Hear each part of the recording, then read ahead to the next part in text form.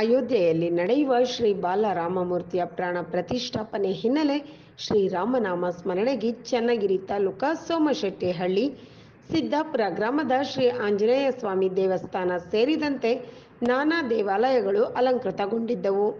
ವಿದ್ಯುತ್ ದೀಪ ಅಲಂಕಾರದಿಂದ ಜಗಮಗಿಸಿದ್ದವು. ರಸ್ತೆ ವೃತ್ತಗಳಲ್ಲಿ ಕೇಸರಿ ಬಂಟಿಂಗ್ ಫ್ಲೆಕ್ಸ್ಗಳಿಂದ ಸಾಕಾರಗೊಂಡಿದ್ದು, ಸಿಹಿ ಹೋಳಿಗೆ, ಖಾರದ ಪೊಂಗಲ್ನಿಂದ ಬಂದಂತಹ ಭಕ್ತರಿಗೆ ಪ್ರಸಾದ ವಿತರಿಸಲಾಯಿತು.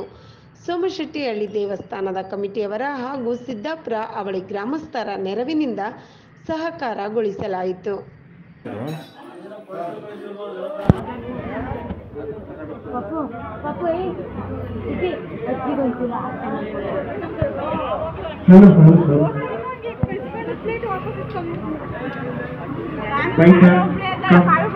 Right.